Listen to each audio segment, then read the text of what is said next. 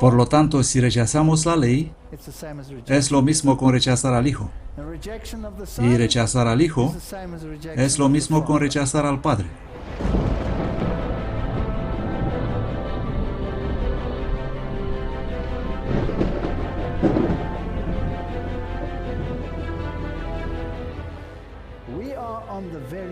Estamos al borde mismo del conflicto final y el mundo necesita ser advertido.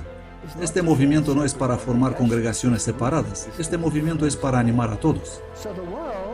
Así que el mundo parece revuelto. Pero ¿quién origina estos eventos? No se trata solo del mundo árabe, está sucediendo en Europa. Esto va a venir aquí.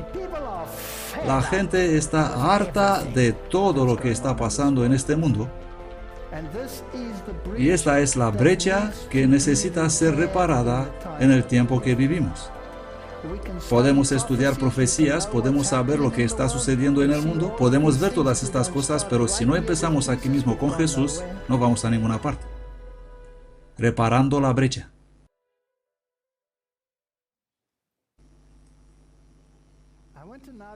Quiero ahora hablar sobre la muerte y el infierno y algunas de las otras doctrinas del Corán, lo que debería hacer que la gente piense y haga la pregunta: ¿puede el Dios del Corán ser el mismo Dios de la Biblia?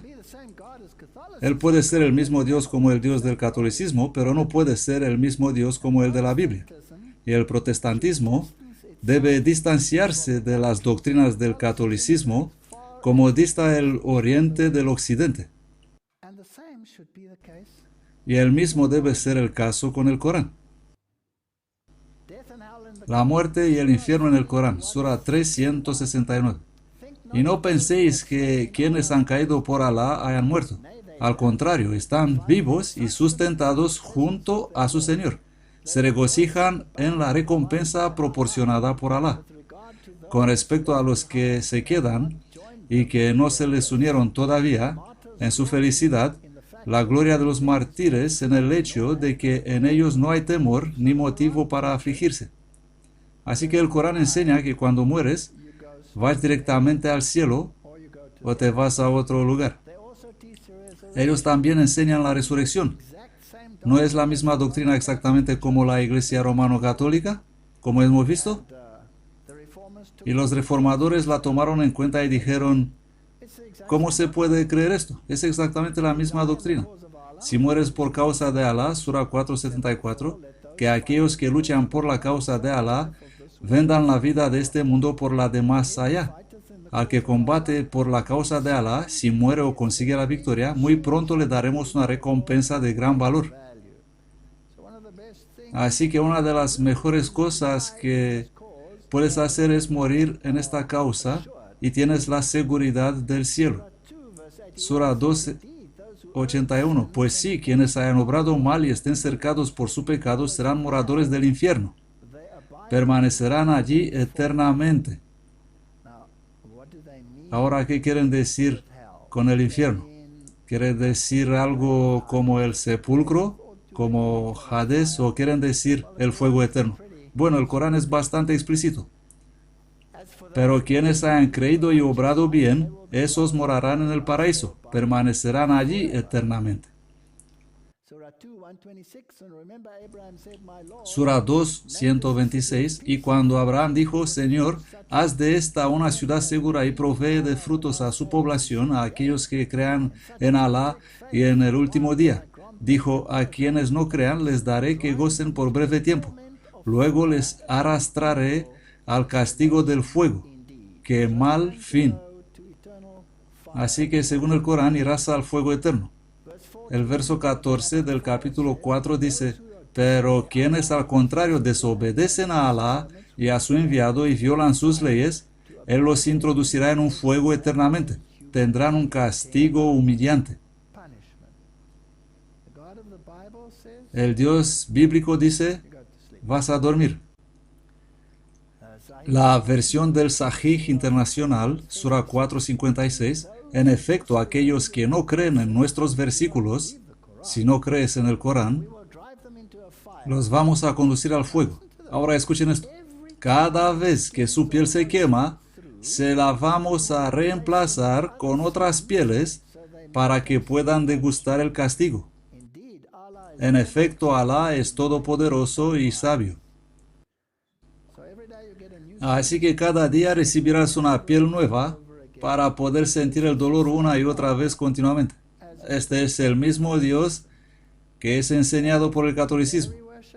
Ellos tienen la adoración a María también y tienen todas estas cuestiones también. ¿Es este el Dios bíblico? ¿Cómo puede un predicador, que deberían saber mejor, levantarse y decir que el Dios de la Biblia y el Dios del Corán son iguales? No estoy obligando a nadie a creer en uno o en otro, pero es mi deber de defender el carácter de Jesucristo. Sura 18, 29. Y di, la verdad viene de vuestro Señor, que crea quien quiera, y quien no quiera, que no crea.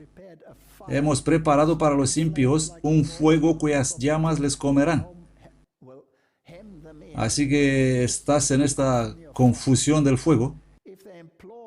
Si piden socorro, se les socorrerá con un líquido como de metal fundido que les abrasará el rostro, mala bebida y mal lugar de descanso. En otro lugar el Corán dice que van a beber agua hirviendo, pero se evaporará antes de que llegue al estómago, así que serán eternamente sedientos. Ese día verás a los culpables encadenados juntos, sus indumentos hechos de alquitrán cubiertos de fuego sus rostros. Esta es la descripción del infierno en el Corán. Sura 22, 19. Estos son dos grupos rivales que disputan sobre su Señor. A los infieles se les cortarán trajes de fuego y se les derramará en la cabeza agua muy caliente que les consumirá las entrañas y la piel. Así que arderán internamente y exteriormente. Se emplearán en ellos focinos de hierro para castigarlos. Siempre que de atribulados quieran salir de ella, se les hará volver. Gustad el castigo del fuego de la hiena. Y hay ángeles que son designados para esta tarea. Cuando vienen y te traen de tu lecho de muerte, te arrastran a través de las brasas y te ponen en este caldero. Si estás casado, tu esposa recibe la hermosa tarea de llevar la madera para mantener el fuego ardiendo por toda la eternidad. Sura 20, 124. Pero quien no siga mi amonestación llevará una existencia miserable y le resucitaremos ciego el día de la resurrección. Dirá, Señor, ¿por qué me has resucitado ciego siendo así que antes veía? Dirá, igual que tú recibiste nuestros signos y los despreciaste, así hoy eres despreciado. Así retribuiremos a quien haya cometido excesos y no haya creído en los signos de su Señor, y el castigo de la otra vida será más cruel y más duradero. ¿No es esta una imagen horrible de lo que sucede? Si yo, como un niño de 10 años de edad, di la espalda a Dios y le odiaba con pasión, porque me enseñaron que mi madre, que era protestante, se va a ir a las llamas eternas para siempre y continuamente sin cesar, y ningún miedo al infierno me volvió nunca a la lealtad de Dios, sino que hizo que el odio simplemente sea aún más ardiente dentro de mí contra este Dios y su injusticia. ¿Será este método de provocar miedo capaz de conducirte a Dios? ¿Te gustaría que alguien te ame porque tiene miedo de ti? ¿O te gustaría que alguien te ame porque eres compasivo y bondadoso? El Corán y los incrédulos. Que no tomen los creyentes como amigos a los infieles en lugar de tomar a los creyentes. Quien obra así no tendrá ninguna participación en Alá, a menos que tengáis algo que temer de ellos. Alá os advierte que tengáis cuidado con él. Alá es el fin de todo. No puedes hacerte amigos cristianos o judíos ni a nadie. Creyentes, no toméis como amigos y protectores a los judíos y a los cristianos. Son amigos unos de otros. Quien de vosotros trabe amistad con ellos, se hace uno de ellos. Alá no guía a los obradores de maldad. Así que si te haces amigos de otros, vas directamente a ese lugar caliente. Sura 5:33. Retribución de quienes hacen la guerra a Alá y a su enviado y se dan a corromper en la tierra. Serán muertos sin piedad, o crucificados, o amputados de manos y pies, o desterrados del país. Sufrirán ignominia en la vida de acá y terrible castigo en la otra. Este es un Dios muy violento. No me puedo imaginar a Alá recogiendo la oreja cortada y ponerla de nuevo. No me lo puedo imaginar. Si pudieras ver cuando los ángeles llamen a los que no han creído, golpeándoles en el rostro y en la espalda y decir, gustad el castigo del fuego de la hiena. Sura 8:39. Combatid contra ellos hasta que dejen de induciros a apostatar y se rinda todo el culto a Alá. Si cesan, Alá ve bien lo que hacen. Todo el mundo debe ser convertido a esta fe. ¿Tiene el catolicismo el mismo espíritu? ¿Sí o no? ¿No es uno la imagen reflejada del otro? Lo que uno hace en la clandestinidad, en secreto, en lugares oscuros, el otro está haciendo abiertamente. Es la misma cosa. Combatid contra quienes no creen en Alá ni en el último día, ni prohíben lo que Alá y su enviado han prohibido, ni practican la religión verdadera, habiendo recibido la Escritura. Me dicen constantemente, el Corán habla muy bonito de la gente del libro, los verdaderos cristianos que creen lo que dice el libro. Pero ¿acaso saben que tienen que aceptar finalmente a Alá como su Dios, este pueblo del libro? Y si no lo hacen, cuando Jesús venga, Él lo destruirá a los cristianos y los pondrá en el mismo lugar del que tuvimos una descripción, es decir, el infierno, según el Corán. Han tomado a sus doctores y a sus monjes como señores. Dicen haber hecho a Jesús Dios, así como a Mesías, hijo de María. Ellos lo hacen un profeta. Y no han seguido las órdenes de adorar al único Alá. No hay más Dios que Él. Gloria a Él. Él está por encima de todo lo que le asocian. Así que el pueblo del libro debe cambiar. Y la gente es tan fácil engañada para creer lo que sea y pensar que estas cosas nos pueden unir. No es adecuado para el profeta y los creyentes pedir el perdón para los paganos, aunque sean parientes suyos, después de haber visto claramente que morarán en el fuego. Abraham pidió perdón para su padre únicamente en virtud de una promesa que le había hecho. Pero cuando Abraham vio claramente que su padre era enemigo de Alá, se desentendió de él. Abraham era ciertamente tierno, benigno.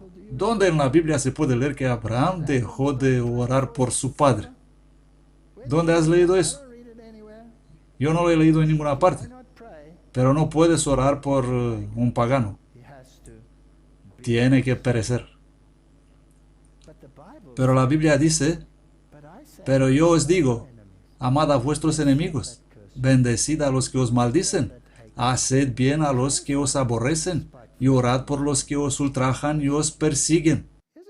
Aquí hay un espíritu diferente en esto. Hay un espíritu diferente.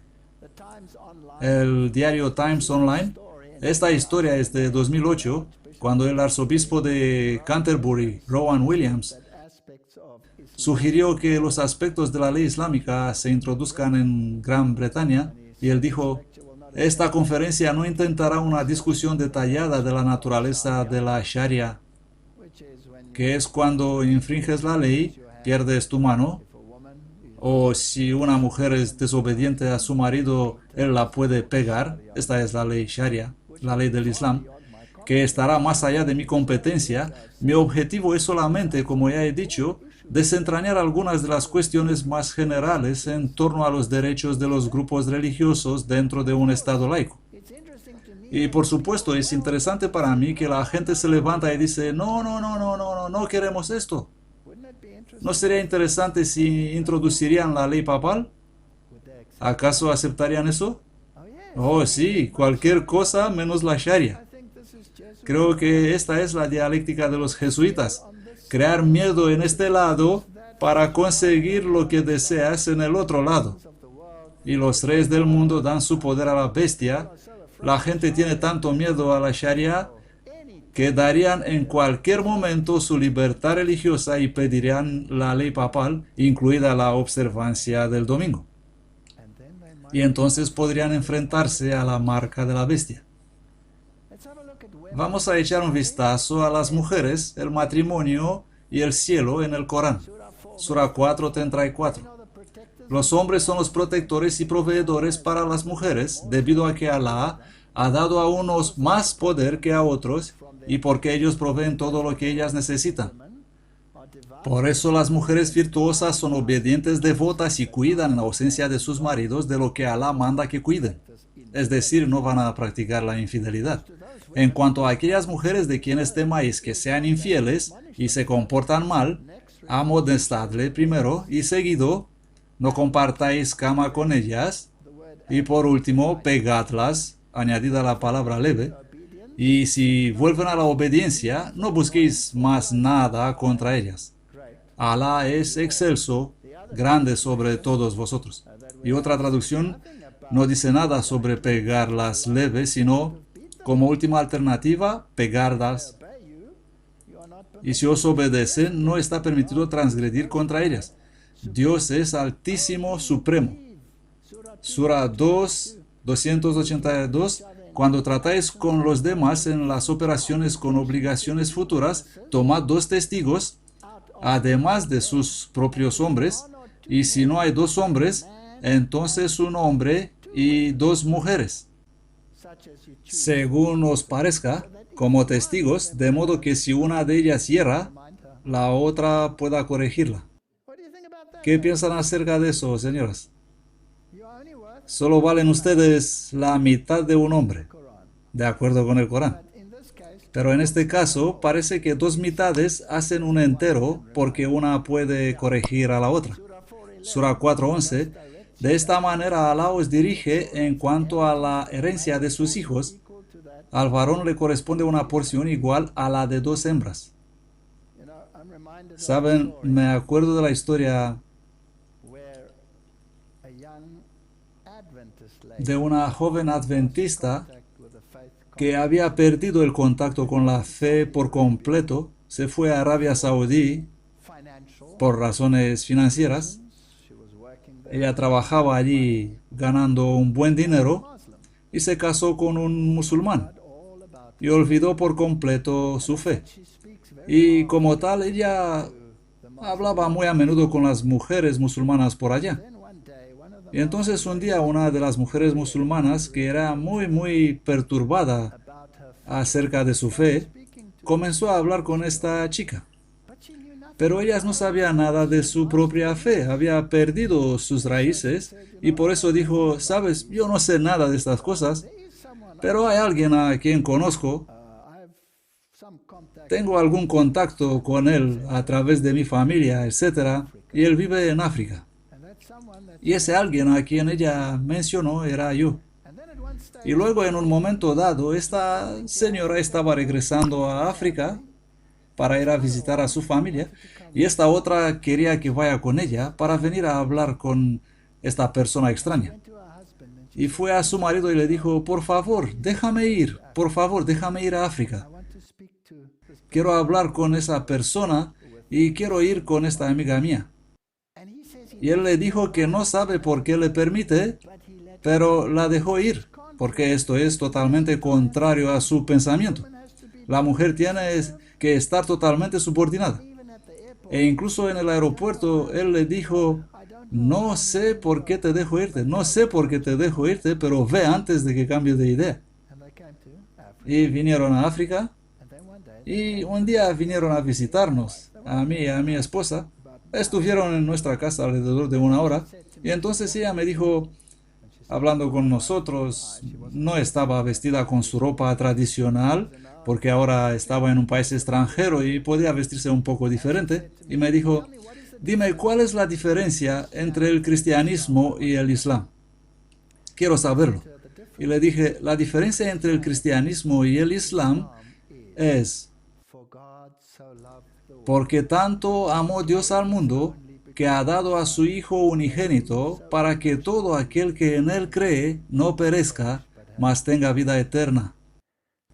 Luego ella dijo, conozco eso y sé que Jesús es un profeta, pero Mohamed es el último profeta. Yo le dije, el Corán no enseña lo que enseña la Biblia. La Biblia enseña que Jesús es Dios y que Él es el Salvador. Ella dijo que no puede comprender la vida y la eternidad en su religión. Porque ahora, ¿qué es ella? Una persona de segunda clase, una esclava, no está considerada al mismo nivel. Y por toda la eternidad, ella tendrá que sufrir la misma cosa. Es más, el hombre será bendecido con todas estas mujeres si es fiel, pero ellas serán básicamente lo que son ahora en la tierra. No quiero entrar en los detalles. Luego hicimos un estudio bíblico sobre Jesús. Ella dijo, pero dice ahí que Él es Dios. Y le expliqué que Él es Dios. Ella dijo, ¿cuál es la relación entre el hombre y la mujer? Yo le expliqué la relación entre el hombre y la mujer en la Biblia. Ella empezó a llorar y dijo, quiero a este Dios. Y le dije, puedes tenerlo, porque Él te quiere a ti también. Él te ama. Y nos arrodillamos y oramos, y ella, en la forma más sencilla, abrazó a Jesús. Y luego dijo, y ahora tengo una crisis. Yo amo a mi esposo, tengo que volver. ¿Y qué debo hacer? Porque si no me voy a la mezquita, si no cumplo el ritual, me matarán. ¿Qué hago? Esta es una pregunta difícil de responder, ¿no? Y me vino la idea sobre ese hombre de Siria, quien vino a Elías para ser sanado y tuvo que sumergirse en el Jordán 7 veces, y él no quería hacerlo, y finalmente lo hizo y volvió y le dijo a Elías, ¿qué hago ahora si vuelvo y tengo que ir con el rey en el templo? Y él se inclina y adora, yo estoy allí con él, ¿qué hago? ¿Se enfadará Dios contra mí si hago esto? Y Elías le dijo, vete en paz. Así que yo no sé lo que le pasó, pero en su corazón ella está adorando a Jesús. Ella ha rechazado a este Dios. Y por supuesto, si se enteran, ella morirá. Pero yo oro para que ella esté un día en el mar de cristal. Alá os ordena en lo que respecta a la herencia de vuestros hijos. Si eres mujer, vales la mitad. El Corán permite que un hombre se case hasta con 4 mujeres, según la Sura 4.3. Si teméis no ser equitativos con los huérfanos, entonces casaos con las mujeres que os gusten. 2 o 3 o 4. No necesitamos leer todo el verso. Pero en el caso de Mohamed, tenemos incluso más esposas, ya que él recibió una revelación especial de Alá, según la cual podía tener más.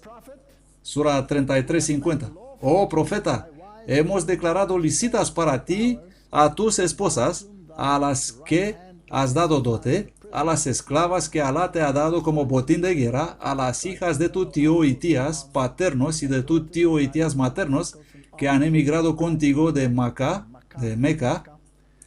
y a toda mujer creyente que ofrece su alma al profeta y el profeta quiere casarse con ella. Es un privilegio tuyo, no de los creyentes en general. Así que este Dios tiene 2 estándares, ¿cierto? Tiene 2 estándares. Vamos a mirar ahora la perspectiva bíblica. Un obispo debe ser intachable, esposo de una sola mujer, vigilante, sensato, respetable, hospitalario, apto para enseñar. Originalmente hubo un Adán y hubo una Eva. Dios tomó en cuenta las circunstancias y permitió las discrepancias que surgieron debido a que el hombre perdió el contacto con Dios. Y sé que los patriarcas tuvieron más de una esposa, pero Dios estaba intentando llevarlos de nuevo al origen, y Jesús vino y restauró todas las cosas como estaban. Los diáconos sean maridos de una sola esposa, que gobiernen bien a sus hijos y a sus casas. Vamos a establecer un ejemplo, así es como era el plan original de Dios.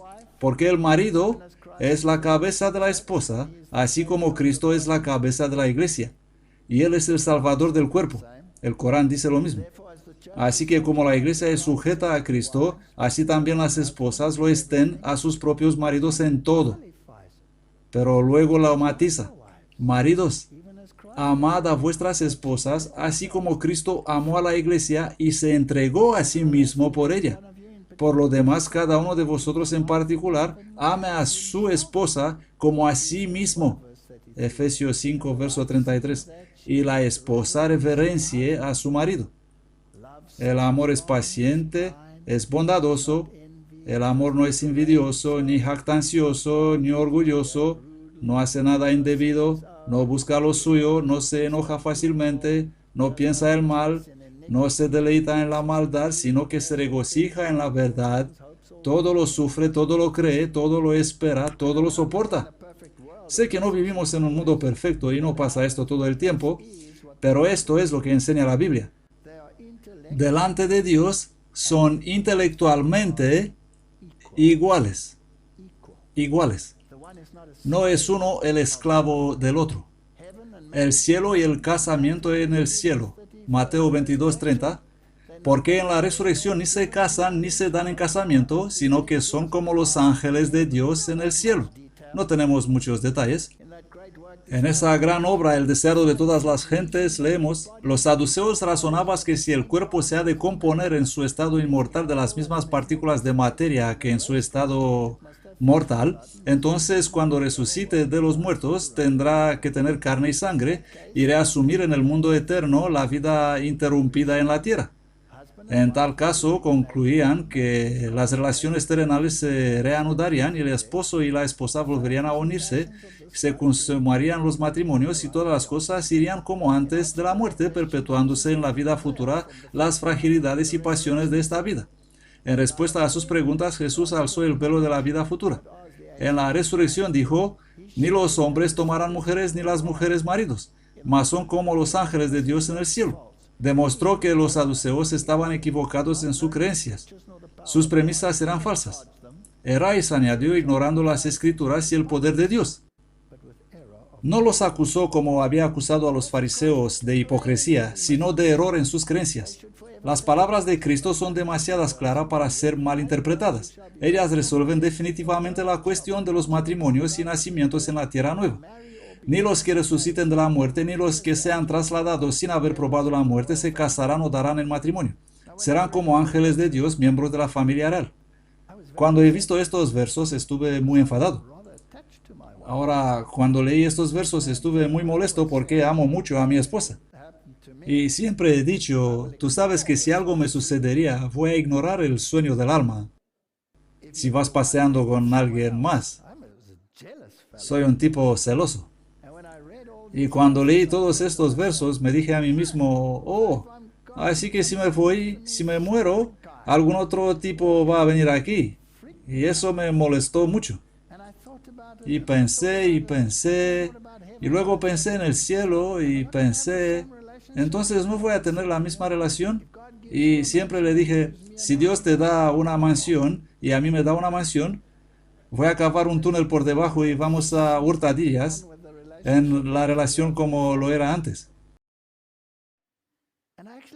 Y de hecho tuve algo en contra de Dios por un tiempo y tuve que realmente pensar y reflexionar sobre esto y llegué a una conclusión. Si Dios es amor y si Dios solo quiere lo mejor para mí y si la eternidad va a ser la cosa más grande que jamás podamos imaginar, todo lo que tenemos ahora no es más que una idea de lo que va a ser entonces. Tiene que ser mejor. Dios no está aquí para destruir las relaciones entre las personas que se aman, sino que estarán en un plano más alto y mejor y más glorioso que podemos entender. Y decidí, bueno, Dios, si tanto me amaste que estuviste dispuesto a morir por mí, no retendrás nada de lo que es para nuestra felicidad eterna. Así que estoy de acuerdo con la Biblia. ¿Será diferente? No va a ser como lo estamos ahora, sino mejor. Así que voy a relajarme y confiar en Dios. Pero echemos un vistazo a una visión católica del matrimonio en el cielo. Esto se pone interesante y viene del padre Cantalamessa sobre el matrimonio en el cielo. Este es el predicador de la Casa Pontífica en el Evangelio del Domingo en Roma y que se ha publicado en el Zenit y Católico Online. ¿Provocará la muerte del esposo o esposa que trae el final legal de un matrimonio el fin total de la comunión entre las dos personas? Y luego habla de los saduceos y de los hermanos y los versículos que acabamos de analizar. Interpretando esta fase de Jesús erróneamente, algunos han afirmado que el matrimonio no continuará en el cielo. Oh, gracias, así que dicen que continuará. Pero con su respuesta, Jesús solo está rechazando la caricatura de los saduceos sobre el cielo, que va a ser una simple continuación de lo terrenal. Jesús no excluye la posibilidad de que puedan redescubrir en Dios el vínculo que los unía en la tierra. De acuerdo con esta visión, el matrimonio no llega a un final completo en la muerte, pero se transfigura espiritualizado, liberado de sus límites. Dice, incluso el matrimonio, que es parte de la vida, será transfigurado, no anulado. Pero ¿qué pasa con aquellos que han tenido una experiencia negativa del matrimonio terrenal? Una experiencia de incompresión y sufrimiento. ¿No debe ser para ellos la idea de que el vínculo matrimonial no se rompe con la muerte en lugar de un consuelo, una razón para temor? No, porque en el paso del tiempo, en la eternidad, el bien permanece y el mal se desvanece. Así que el catolicismo enseña que en realidad continúa. No tenemos que leerlo todo. Muchísimos cónyuges experimentarán verdadero amor mutuo solo cuando se reunirán en Dios. Esto es interesante para mí. Ahora vamos a ver el cielo y el matrimonio en el Corán. En Sura 2:25, y dad buenas nuevas a los que creen y obren bien, los que tendrán jardines en el paraíso, por cuyos bajos fluyen ríos. Cada vez que se les proporciona el suministro de fruta allí, van a decir, esto es lo que nos daban antes, y se les dará en semejanza, y tendrán esposas purificadas en él, en plural, y habitarán en él eternamente. Ahora, he leído el Corán de principio a fin, no dice el número, pero en las fuentes externas del profeta, etc., dicen 21. Tendrás 21 esposas. Así que estos versículos, verso 57 de la Sura 4, habla acerca de los que hacen buenas obras, que serán admitidos en los jardines, tendrán esposas purificadas, les darán una sombra espesa, y los que rechazan la fe, bueno, irán al infierno. Mujeres y jóvenes sirvientas en el cielo. En cuanto a los justos, ellos estarán en los jardines y en la felicidad disfrutando de lo que su Señor les dé. Su Señor les habrá preservado del castigo del fuego. Se les dirá, comed y bebed con gozo y salud debido a vuestras buenas obras. Hay un punto interesante aquí, nótenlo por favor, vamos a volver a él. Vas al cielo debido a tus buenas obras. Se reclinarán en tronos de dignidad alineados y les vamos a dar compañeras con hermosos y grandes brillantes ojos. Todas esas preciosas mujeres alrededor de ti. Y a los creyentes y sus familias que los siguen en la fe, a ellos les daremos la compañía de sus familias. No les privaremos de sus frutos, cada uno será responsable de lo que haya cometido, y les vamos a conceder frutas y carne y todo lo que desearán. Y cambiarán uno con otro una copa de amor libre de frivolidad, libre de toda mancha de la enfermedad. Alrededor de ellos servirán dedicados jóvenes hermosos como perlas bien guardadas. Por lo tanto, estarás tumbado ahí en tu sofá y tendrás todas estas hermosas mujeres a tu alrededor y los jóvenes te atenderán con bebidas de la mañana a la noche. Este es el cielo coránico. Esto es fascinante. Sura 55-51. Entonces, ¿cuál de los favores negaréis a vuestro Señor? En ellos habrá frutas de todo tipo, de dos en dos. Entonces, ¿cuál de los favores negaréis a vuestro Señor? Estarán reclinados en alfombras forradas de brocado, la fruta de los dos jardines tendrán cerca a su fácil alcance. Este es un lugar increíble. En ellos habrá doncellas castas refrenando sus miradas, a quien ningún hombre ni jinn antes han tocado.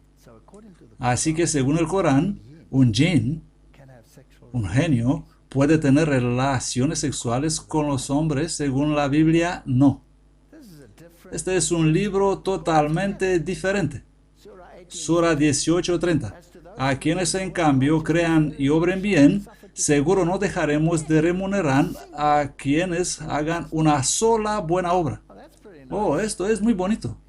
En otras palabras, puedo ser salvo por una sola obra justa. Para ellos serán los jardines de la eternidad, y entonces vestirán prendas verdes de seda, brocado, tumbado allí y todo lo demás. Ahora, si vamos a Isaías capítulo 65, 21, dice, y edificarán casas, y morarán en ellas, plantarán viñas, y comerán el fruto de ellas.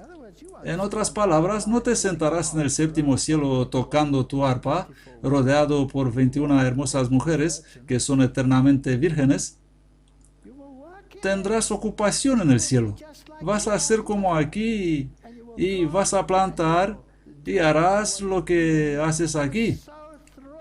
Estuve tan emocionado, tenía miedo que tendría que sentarme todos los días con un arpa. No, yo también puedo usar un martillo. Vemos aquí en el espíritu de profecía una hermosa explicación de esto. Habrá actividad en el cielo. Los ángeles son obreros. Son ministros de Dios para los hijos de los hombres. Los siervos negligentes que esperan un cielo de inacción tienen ideas falsas de lo que constituye el cielo. El Creador no ha preparado un lugar para la satisfacción de la indolencia pecaminosa. El cielo es un lugar de actividad provechosa. Sin embargo, para el cansado y sobrecargado, para los que han peleado la buena batalla de la fe, será un descanso glorioso, pues será suyo el vigor juvenil de la inmortalidad y no tendrán que luchar más con el pecado y Satanás. Para los obreros enérgicos será tedioso un estado de eterna indolencia. Me aburriría tremendamente si tuviera que tumbarme todo el día en un sofá. Eso no sería cielo para ellos. La senda del trabajo arduo asignada a los cristianos en la tierra puede ser dura y cansadora, pero ha sido honrada por las pisadas del Redentor y está seguro el que sigue este camino sagrado. Vamos a ver las obras y la fe. El Concilio de Trento. Si alguno dice que la fe justificadora es otra cosa que la confianza en la misericordia divina que perdona los pecados por causa de Cristo, o bien que esta confianza es lo único que nos justifica, sea anatema. Esta es una doctrina horrible. Horrible. Si alguien dice que las buenas obras del hombre justificado son dones del Dios de tal manera que no son también buenos méritos del mismo justificado, o que la persona justificada por las buenas obras que realiza a través de la gracia de Dios y de los méritos de Jesucristo, cuyo miembro vivo lo es, no tiene realmente mérito ni aumenta en la gracia, la vida eterna, el logro de la vida eterna misma, si muere en gracia, e incluso un aumento de gloria que sea anatema. Eres salvo por tus obras, según el catolicismo. Romanos dice, y si por gracia, ya no es por obras. Una frase de Pablo y la totalidad de la doctrina papal de la salvación está en el cubo de basura. De otra manera la gracia ya no es gracia. Y si por obras, ya no es gracia. De otra manera la obra ya no es obra. Porque por gracia soy salvo por medio de la fe. Y esto no es de vosotros. Es don de Dios, no por obras para que nadie se glorie. Es tan claro, la Biblia es tan maravillosamente clara, no hay nada que yo pueda hacer. Estoy muerto en pecados. Si tuviera que presentarme ante Dios en mis ropas sucias, ¿qué posibilidades tendría? Pero Él dice, te voy a dar mi prenda. Ahora Satanás acusa esa prenda. Pero no hay nada que pueda hacer. Segunda de Timoteo 1:9. Quien nos salvó y llamó con llamamiento santo, no conforme a nuestras obras, sino según su propósito y gracia, la cual nos fue dada en Cristo Jesús desde antes del principio del mundo. Ahora echemos un vistazo a la salvación en el Corán. Sura 9, 20. Quienes crean y emigren y luchen con fuerza y propósito por Alá, con su hacienda y sus personas, tendrán una categoría más elevada junto a Alá. Esos serán los que triunfen en salvación. ¿Con la cual doctrina se alinea? ¿Con la bíblica o con la católica? Esta es doctrina católica. Así que me quieres decir que el Corán, en todos los aspectos de la salvación, tiene la doctrina católica, incluso en la de Jesucristo y de la expiación, porque en el catolicismo la expiación de Cristo no significa nada para ti si no fuera por María. Sura 2, 277. Los que creen y obran bien, y oran con regularidad y hacen obras de amor regularmente, tendrán su recompensa con su Señor. No tendrán miedo ni sufrimiento. Así pues, si oras con regularidad, si haces tus meditaciones, vas directamente al cielo. Es lo mismo que convertirse en monje. Sura 4:95. No son iguales los creyentes que se sientan en casa y no reciben ningún daño, con aquellos que se esfuerzan y luchan por la causa de Alá con sus bienes y sus personas. Alá ha concedido mayor categoría para los que se esfuerzan y luchan con sus bienes y personas que los que se sientan en casa. A todos en la fe ha prometido Alá bien, pero a quienes se esfuerzan y luchan, Él ha distinguido con un premio especial por encima de los que se sientan en su casa. ¿Qué dijo David? Los que luchan en primera línea reciben la misma recompensa como los que cuidan las cosas en casa. Todo lo contrario de esta doctrina. Perdón arbitrario en el Corán. Sura 4, 116. Alá no perdona el pecado de unir otros dioses con Él, pero Él perdona otros pecados a quienes quiere. Ni siquiera está seguro que te va a perdonar. Uno que une a otros dioses con Alá se ha extraviado lejos del bien. Así que si aceptas a Jesús, a esto se refiere. Cada sura tiene algún comentario negativo acerca de Jesús en cuanto a su divinidad. Los paganos, dejándolo, llaman las deidades femeninas, llaman a Satanás el rebelde persistente. A Alá le maldijo, pero él dijo: voy a tomar de tus siervos una porción marcada, voy a engañarlos y voy a crear en ellos falsos deseos, voy a ordenarlos que corten las orejas del ganado y desfiguren la bella naturaleza creada por Alá. Quien abandonando a Alá toma como amigo al demonio está manifiestamente perdido. Satanás les hace promesas y les inspira vanos deseos, pero Satanás les promete nada más que engaño. 5:40. ¿No sabes que es de Alá único el dominio de los cielos y de la tierra?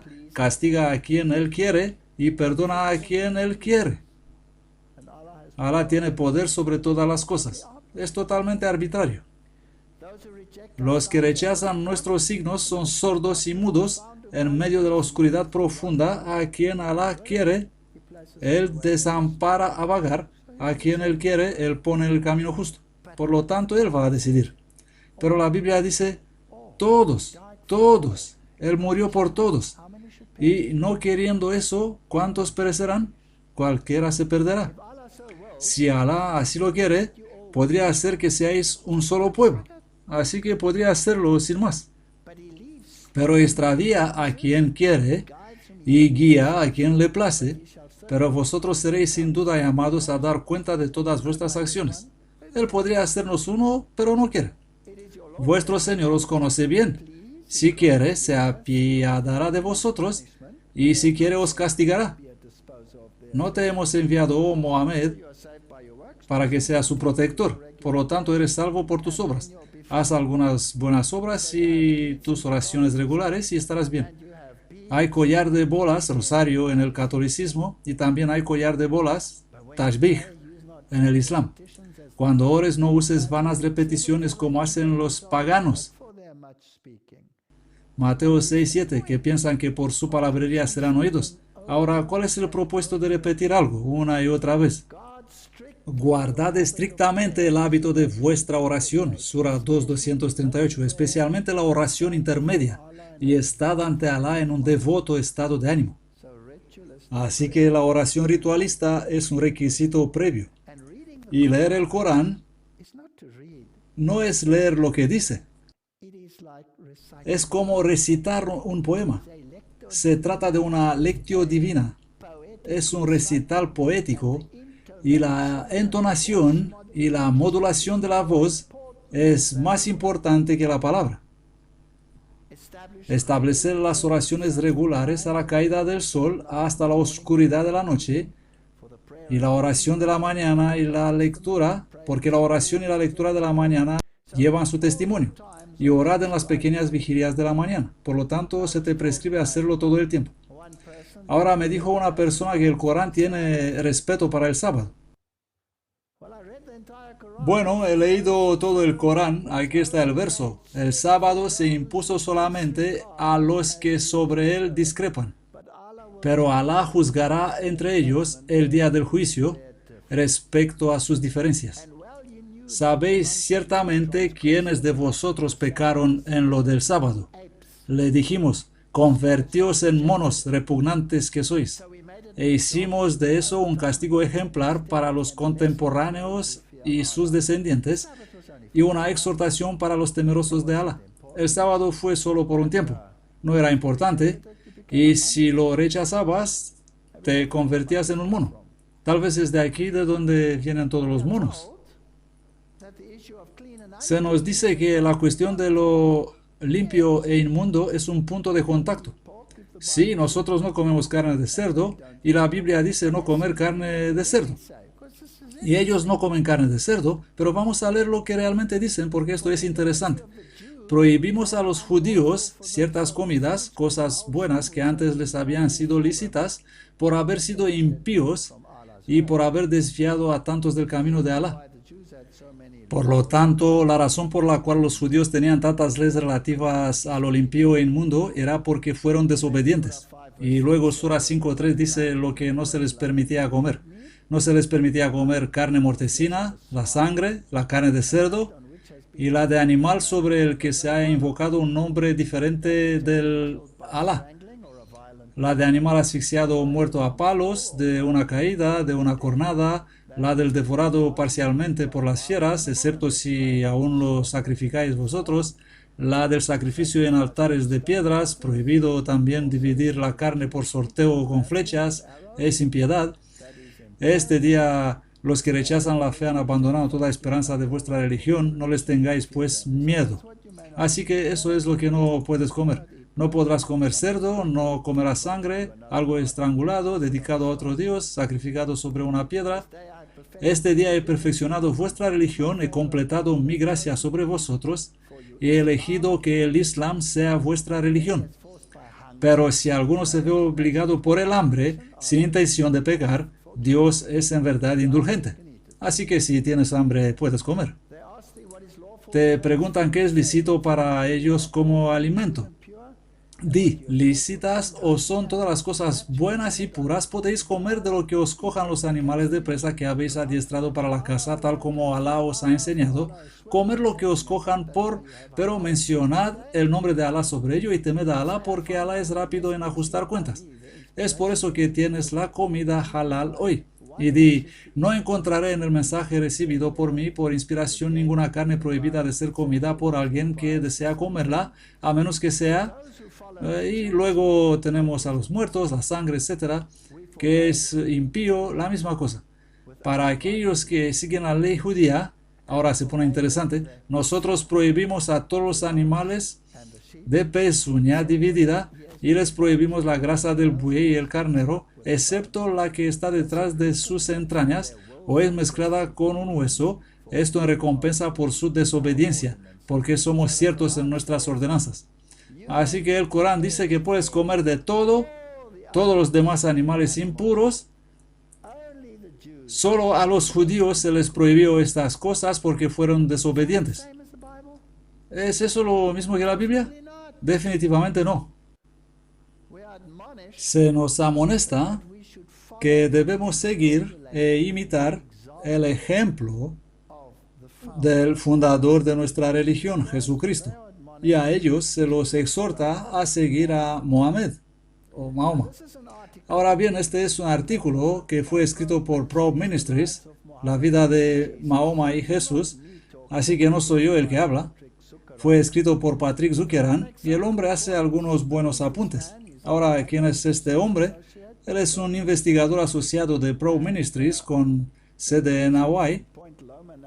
Tiene una licenciatura en religión del Seminario de Teología de Point Loma Nazarene University, así que tiene una serie de títulos, es autor, comentarista de radio, apologista, etc. Y esto es lo que dice. Con respecto a Mahoma, tenemos ciertamente en el mensajero de Alá un hermoso patrón de conducta para cualquier persona cuya esperanza está en Dios. Así que el Corán dice seguir el patrón de Mahoma o Mohammed. Sin embargo, la Biblia dice, el que dice que permanece en él debe andar como él anduvo. El que tiene mis mandamientos y los guarda, este es el que me ama, y el que me ama será amado por mi Padre, y yo le amaré y me manifestaré a él. Y haya pues en vosotros esta mentalidad que hubo también en Cristo Jesús. Por lo tanto, tenemos dos ejemplos para imitar. ¿Cuál vamos a imitar? Las esposas de Mohammed. Después de la muerte de Khadija, Mohammed eligió una joven llamada Aisha, que fue la esposa favorita de Mahoma. Se casó con ella cuando tenía 7 años y consumó el matrimonio cuando ella tenía 9 años. En ese momento Mahoma era de unos 50 años. Ella era la hija de Abu Bakr, uno de los primeros fieles seguidores de Mahoma, que finalmente se convirtió en el primer califa, y Mohammed murió en los brazos de ella. Ahora, esto es increíble. Se casó con una pequeña de 7 años y todavía está sucediendo esto en la actualidad. Pensé elegir el diario Toronto Sun como un ejemplo aquí. Novias musulmanas niñas en aumento. Aquí está la BBC. Una niña novia renuncia a divorciarse de un hombre viejo. Una niña de 12 años de edad en Arabia Saudí ha retirado su solicitud de divorcio de su marido de 80 años de edad porque él prometió $22,600 a sus padres si ella se casara con él. Y si perderán ese dinero, ella estará casada, le guste o no. ¿Está sucediendo hasta hoy? Sí, lo están imitando. Uno de sus matrimonios más polémicos fue con Zainab bint Yash, la esposa de su hijo adoptivo. Ahora, esto es interesante porque ¿cómo puedes casarte con la esposa de tu hijo? Inicialmente Mohammed desalentó a Zaid divorciarse de ella. Sin embargo, el matrimonio empeoró y divorciaron. Y poco después Mahoma se casó con ella. Ella y algunas de esas personas vinieron y criticaron a Mahoma, así que tuvo una visión que dice que está bien para él que haga eso. Aquí tú dijiste de uno que había recibido la gracia de Dios y el favor tuyo, Surah 33-37, guarda tu matrimonio con tu esposa y teme a Alá. Y ocultabas en tu alma lo que Alá iba a revelar y tenías miedo de los hombres, siendo así que Alá tiene más derecho a que le tengas miedo. Cuando Zaid había terminado con ella, te la dimos a ti por esposa para que no se prohíba a los creyentes que se casen con las esposas de sus hijos adoptivos cuando esos han terminado con ellas. La orden de Alá debe cumplirse. Así que en sus últimos momentos murió en los brazos de Aisha y sus últimas palabras fueron: que Dios maldiga a los judíos y a los cristianos porque construyeron los lugares de culto en las tumbas de los profetas. La escatología islámica enseña que Jesús volverá, romperá las cruces, matará a los cristianos y los judíos y establecerá el Islam como la religión verdadera. Me dijeron que ellos están en la espera de la venida de Jesús. Y les dije, disculpe, ¿sabéis lo que podéis esperar de esta visita? Y aquí están las distintas fuentes. Entonces, ¿cuál fue la relación de Cristo con los judíos? El apóstol Juan escribe de Jesús esto: Él vino a los suyos y los suyos no le recibieron. Jesús vino a salvar a su pueblo, pero fue rechazado por ellos. Nunca dejó de intentar llegar a ellos en el amor y clamó: Jerusalén, Jerusalén. En ninguna parte de la Biblia encontrarán alguno de estos ejemplos que existen en el Corán. Pablo refleja el corazón de Cristo diciendo: porque desearía yo mismo ser anatema, separado de Cristo por amor a mis hermanos. Jesús y sus discípulos dieron su vida por los perdidos, incluyendo la nación judía. ¿Y cuáles fueron sus palabras a su muerte? Perdónalos porque no saben lo que hacen. Y estando él en el monte de los olivos, los discípulos se le acercaron aparte diciendo: Dinos, ¿cuándo serán estas cosas y qué señal habrá de tu venida y del fin del mundo? Respondiendo Jesús les dijo: Mirad que nadie os engañe. 1 Juan 3:7. Hijitos, nadie os engañe. El que hace justicia es justo, como Él es justo. Si elegimos entre los cuadros religiosos de Jesucristo, puedes estar tan engañado en el catolicismo como puedes ser engañado en el Islam. Si no nos atenemos a la Biblia y solamente a la Biblia, podemos terminar como el protestantismo, que hoy cree del catolicismo más de lo que cree a Martín Lutero y Tyndale. O nos convertimos basados en la Biblia y levantamos los cimientos de muchas generaciones, o pisoteamos el carácter de Jesús, el Cristo, aun cuando proclamamos a ser sus representantes. Tomen la Biblia y solamente la Biblia. Es mi oración en el nombre de Jesús. Amén.